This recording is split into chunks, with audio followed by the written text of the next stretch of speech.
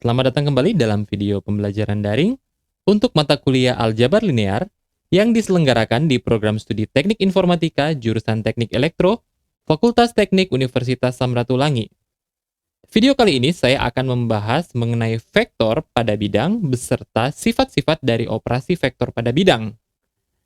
Nah, ini adalah dua pokok bahasan yang akan kita bahas pada video kali ini, yaitu pertama, saya akan memperkenalkan tentang vektor, dan yang kedua, kita akan melihat operasi-operasi vektor pada bidang. Nah, seperti biasa, materi ini saya adaptasi dari buku Elementary Linear Algebra karya Ron Larson. Oke, mari kita melihat apa itu vektor. Nah, vektor itu berasal dari kata yang sama dengan carrier, ya. Tetapi kita di sini tentu saja tidak sedang membahas vektor pada penyakit menular. Nah, kita di sini melihat sebuah vektor itu dia memiliki sifat bagaimana dia memindahkan sesuatu dari satu lokasi ke lokasi lainnya. Nah, maka vektor itu memiliki dua besaran atau dua kuantitas di sini, yaitu pertama panjangnya dan kedua arahnya. Nah, jika kita merepresentasikan vektor pada bidang, maka representasinya secara geometris adalah seperti ini, yakni sebuah vektor dengan komponen x1 dan x2, ya, dan dia dari titik awal itu selalu dari 0, 0, dan titik akhirnya adalah komponen-komponennya, yaitu x1 dan x2. Nah, sehingga kalau kita perhatikan di sini, vektor itu merupakan sebuah garis berarah dan dia memiliki titik awal atau berawal, dia mulainya dari 0, garis ini awalnya dari 0, 0, atau disebut juga sebagai origin, ya. Dan dia ujungnya ada pada pasangan yang berurut. Nah, istilah pasangan berurut di sini memiliki makna bahwa posisi dari x1 dan x2 tidak boleh saling dipertukarkan. Oke. Kita biasa menuliskannya seperti ini, ya, yaitu dengan sebuah tanda panah. Tapi di beberapa literatur Anda juga akan mendapatkan biasanya dituliskan dengan bold, ya. Nah, di sini adalah sebuah vektor x dengan komponen x1 dan x2. Ya. Nah, apabila terdapat dua buah vektor, vektor u dan vektor v, nah, seperti ini vektornya u dan v, ya. Maka vektor u dan v itu sama jika dan hanya jika komponen-komponennya yaitu u1 sama dengan v1 dan u2 sama dengan v2. Mengapa? Karena sekali lagi, ingat, ini adalah pasangan yang berurutan, ya. Jadi pasangan bilangan ini x1, x2, v1, v2, u1, u2 itu posisinya tidak boleh saling dipertukarkan. Seandainya u1 sama dengan v2 dan U2 sama dengan V1, maka U dan V itu tidak bisa kita katakan sama.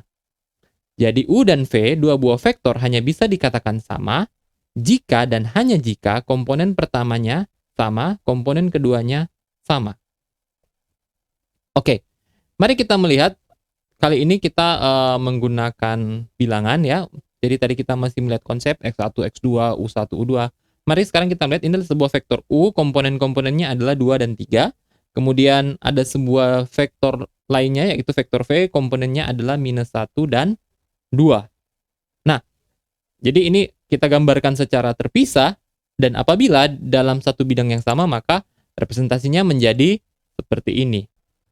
Kita akan sering melihat dalam representasi seperti ini, karena nanti ketika dalam operasi vektor, kita akan melihat bagaimana, ya, hasil dari operasi vektor itu direpresentasikan pada bidang.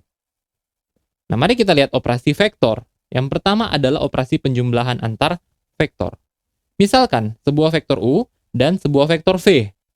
Maka, penjumlahan dari vektor U dan vektor V adalah penjumlahan dari komponen-komponennya. Ingat, sekali lagi, komponen ini memiliki urutan, sehingga penjumlahannya pun pada komponen dengan urutan yang sama. Jadi, U1 dijumlahkan dengan V1 dan U2 dijumlahkan dengan V2.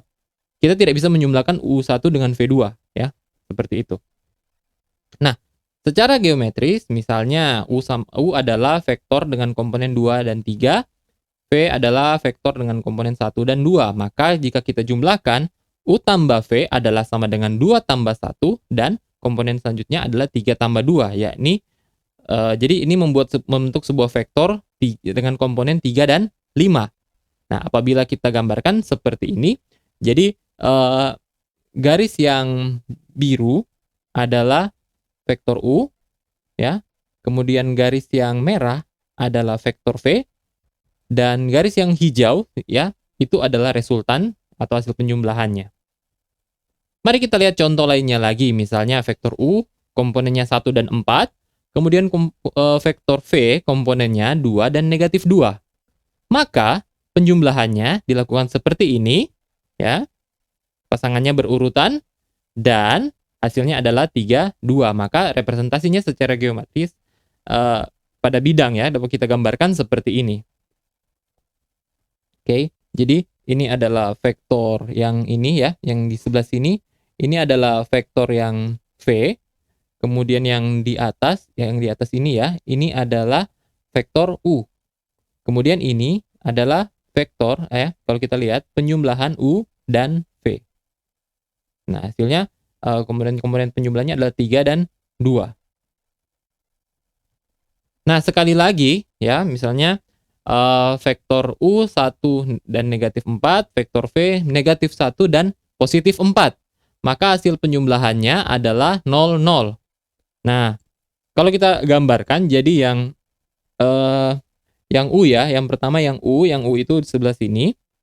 Kemudian yang V itu ada di sebelah sini. Nah, hasil penjumlahannya, karena hasil penjumlahannya 0, maka dia ada di sini, ya, ditunjukkan dengan ini bukan vektornya, tapi ini tanda panah yang menunjukkan hasil penjumlahannya itu di mana, di sini, ya, vektornya 0, 0. Oke, mari kita lihat lagi. Kalau misalnya U itu adalah vektor dengan komponen 1 dan 4, kemudian V adalah vektor dengan komponen 0 dan 0, maka hasil penjumlahannya adalah sama dengan vektor U, ya. Jadi sama dengan komponen dari komponen dari vektor U. Nah, di sini Anda juga melihat bahwa V ini adalah sebuah vektor dengan komponen yang semua komponennya adalah sama dengan 0. Maka ini kita kenal atau kita sebut juga dengan vektor 0. Nah, maka representasi dari operasi vektor itu adalah seperti yang ada di gambar ini, ya. Kalau Anda lihat, jadi V itu ada di sini, vektor 0, ya, sama dengan origin. Kemudian ini adalah vektor U. Nah, karena hasil penjumlahan dari U dan V juga adalah sama dengan vektor U, maka kita melihat garisnya adalah terletak pada posisi yang sama, ya.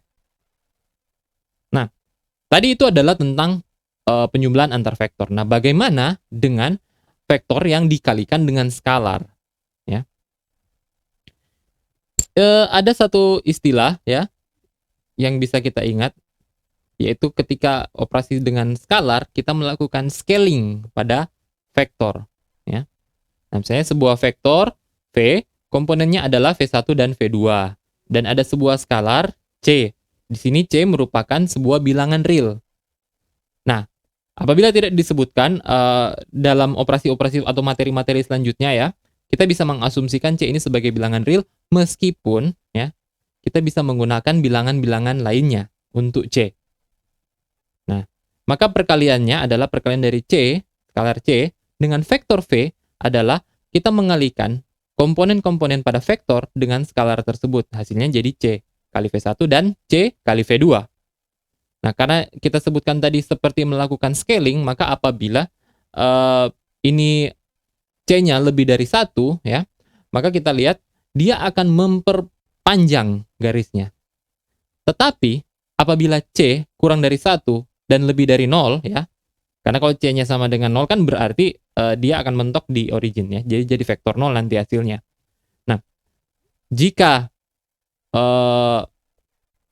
C-nya itu kurang dari 1, ya, jadi misalnya 0,5, ya, dan 0,5, 0,75 dan seterusnya, maka kita lihat garisnya akan lebih pendek. Apabila C itu kurang dari 0, ya, C-nya kurang dari 0, nilainya artinya negatif, maka kita lihat seperti arahnya berbalik, ya. Dan yang terakhir, kalau C-nya sama dengan 1, maka tentu saja hasilnya adalah vektor itu sendiri. Komponen-komponennya sama dengan vektor yang dikalikan dengan skalar. Oke, mari kita melihat sifat-sifatnya. Jadi, sifat-sifat ini sebenarnya sederhana ya, tetapi perlu atau penting kita tuliskan. Karena akan digunakan ketika kita membahas materi-materi selanjutnya yang berkaitan atau merupakan pengembangan dari vektor.